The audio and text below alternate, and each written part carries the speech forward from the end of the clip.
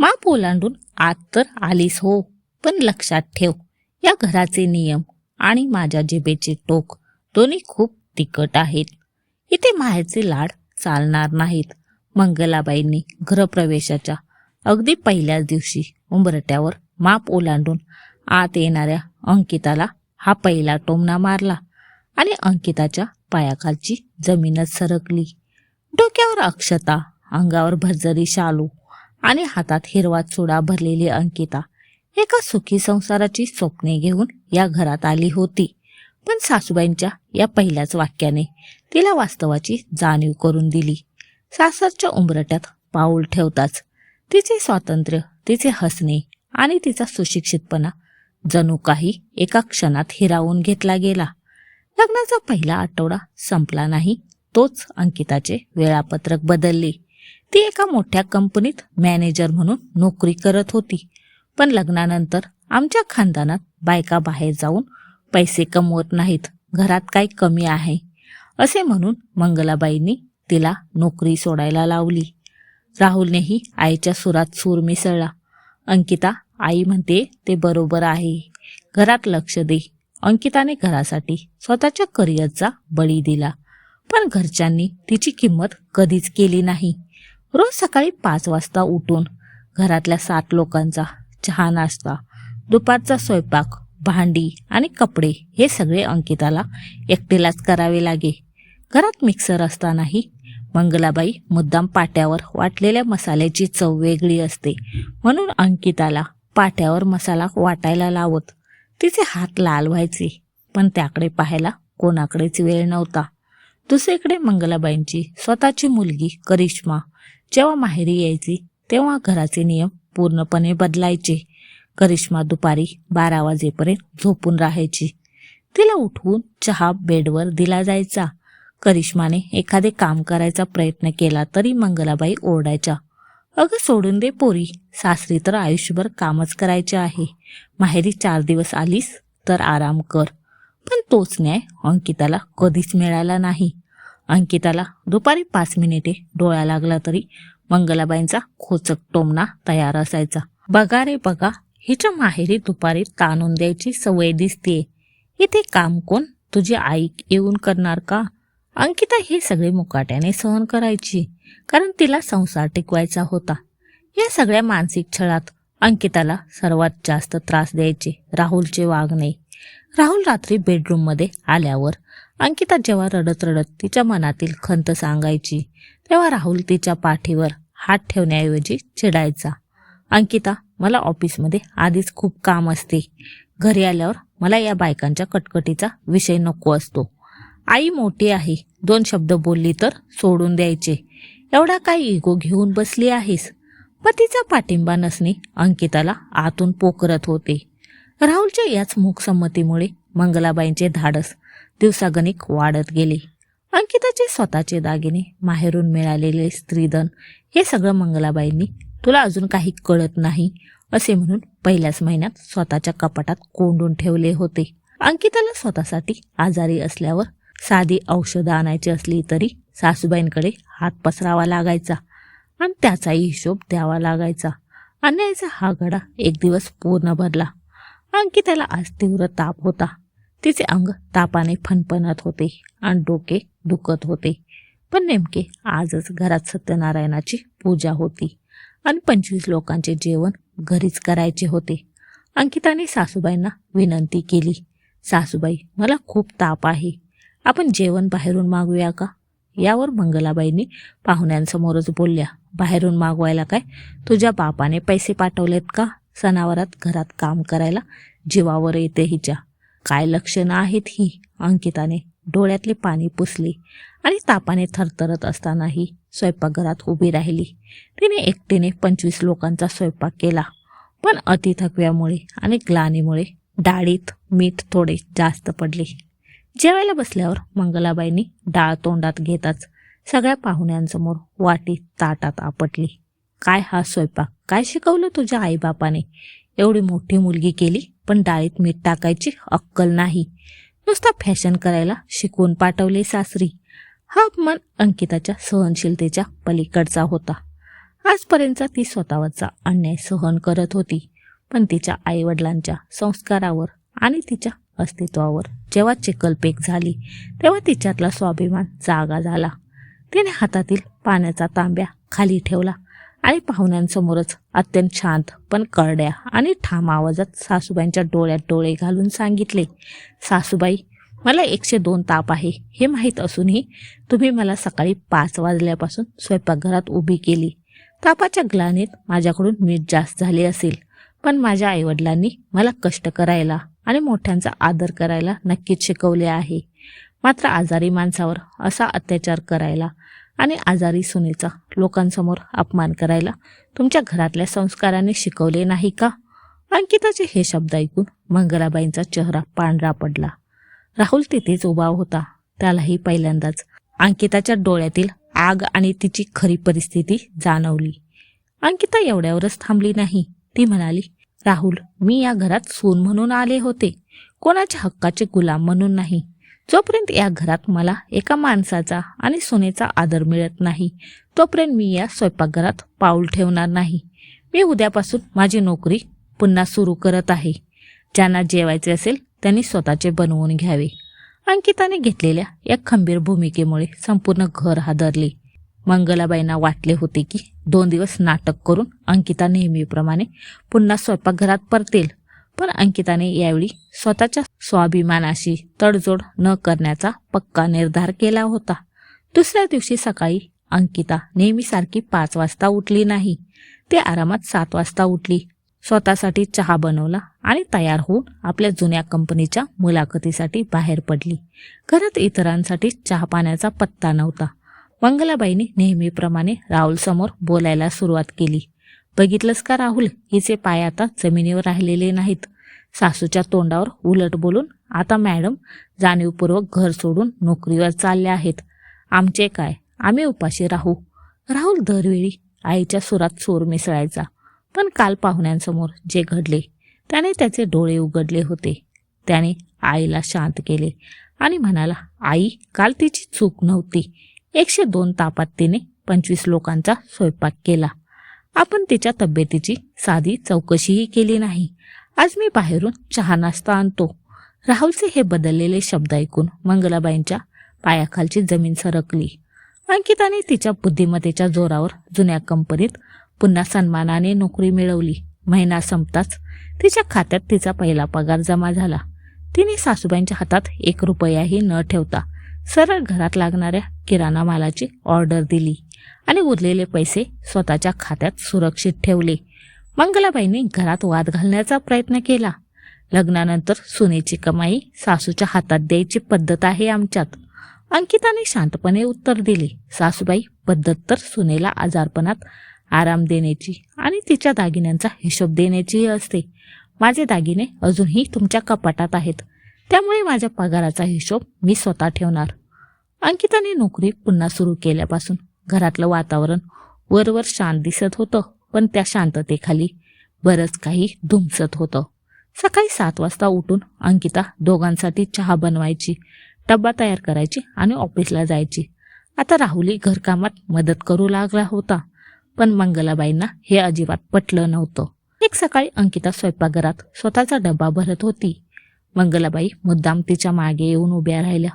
अगं अंकिता, तुझ्यासाठी पोळी भाजी केलीस, डब्बा भरलास, पण घरातल्या बाकी लोकांचं काय?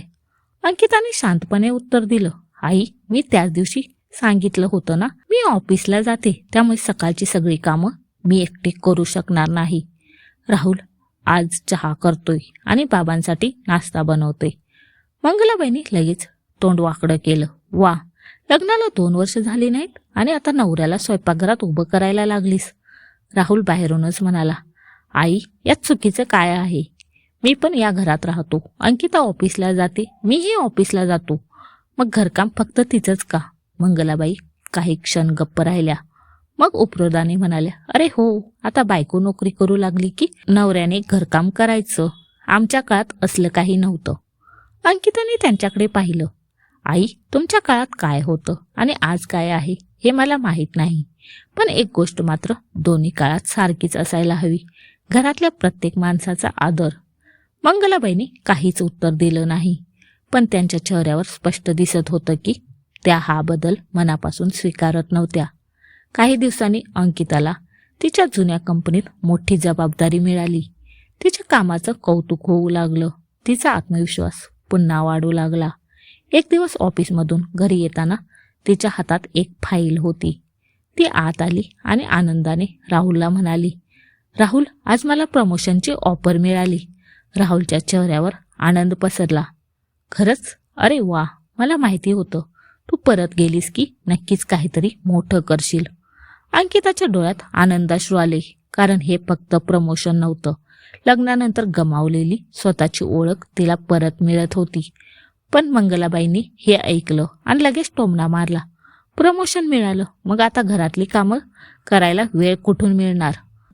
अंकिताचा चेहरा क्षणभर उतरला, पण यावेळी ती गप्प बसली नाही.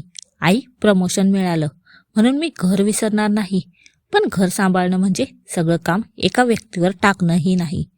मंगलाबाई चिडल्या. म्हणजे आम्ही तुला कामाला लावतो असं म्हणायचंय का? मी असं म्हणाले नाही, पण अर्थ तोच आहे. राहुल मध्ये पडला. आई, अंकिता काही चुकीचं बोलत नाही. मंगलाबाई राहुलकडे वळल्या. तू तर पूर्णपणे तिच्या बाजूनेच बोलायला लागलायस. लग्नाआधीचा माझा मुलगा कुठे गेला? राहुल शांतपणे म्हणाला, आई, मी तुमचा मुलगा आहे म्हणून तुमचं प्रत्येक गोष्ट बरोबरच आहे असं म्हणणं माझं कर्तव्य नाही. आणि अंकिता माझी बायको आहे म्हणून तिचं प्रत्येक गोष्ट चुकीचं आहे असंही नाही. मंगलाबाई पहिल्यांदाच निरुत्तर झाल्या. त्या रात्री अंकिता आणि राहुल खोलीत होते. अंकिता थकून बेडवर बसली होती. राहुलने विचारलं, काय झालं? अंकिता हळू आवाजात म्हणाली, राहुल, मला एक गोष्ट सांगायची आहे. सांग. मला तुझ्या आईशी भांडायचं नाही. मला फक्त एवढंच हवंय की तू मला प्रत्येक वेळी चुकीची समजू नकोस. राहुल शांतपणे तिचं ऐकत होता. अंकिता पुढे म्हणाली, तुला आठवतंय ना, मी नोकरी सोडली तेव्हा तू म्हणाला होतास, आई म्हणते ते बरोबर आहे. त्या एका वाक्यामुळे माझं आयुष्य बदललं.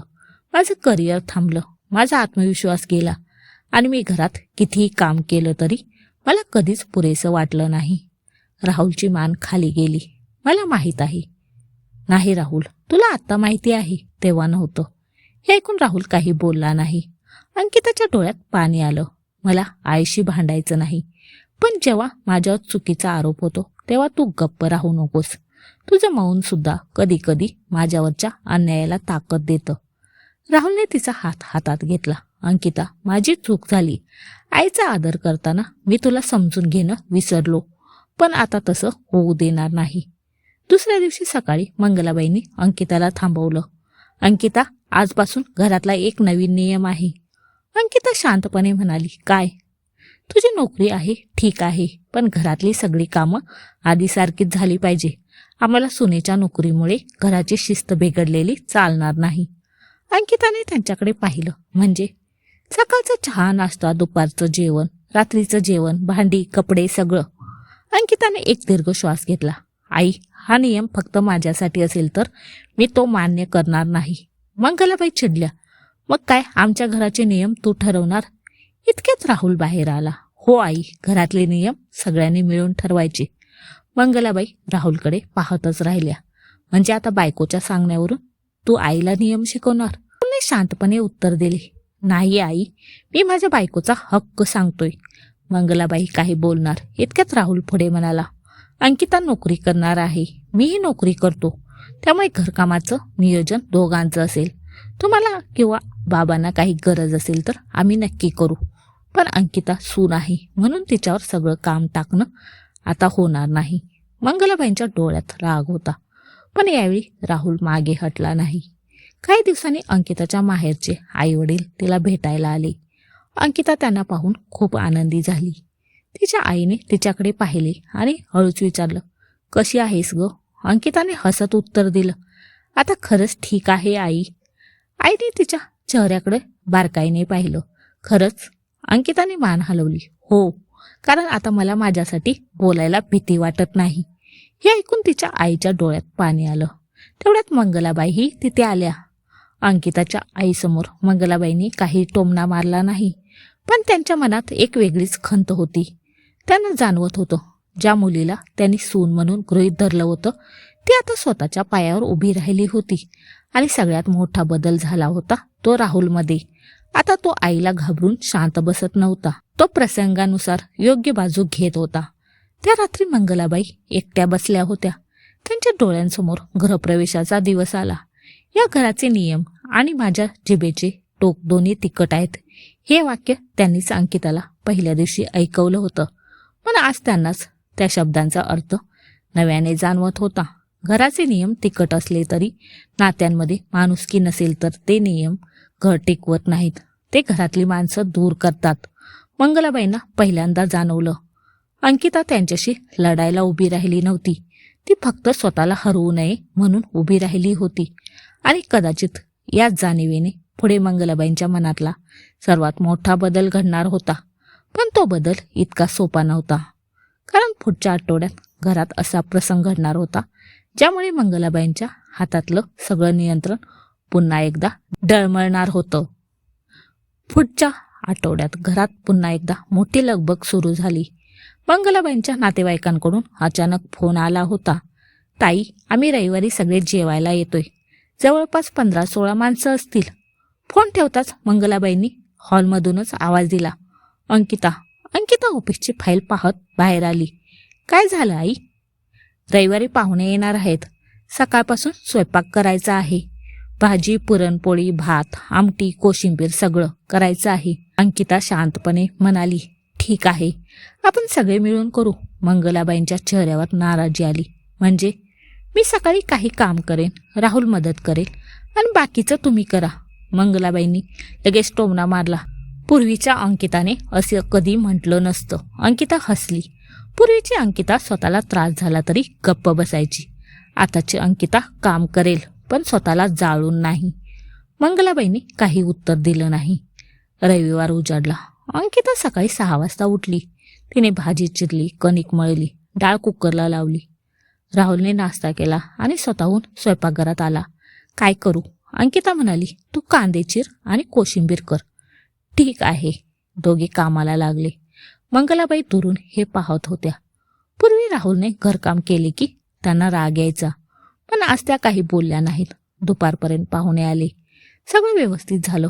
जेवताना एका काकूंनी मंगलाबाईंना विचारलं, मंगला, तुझी सून नोकरी करते म्हणे? हो.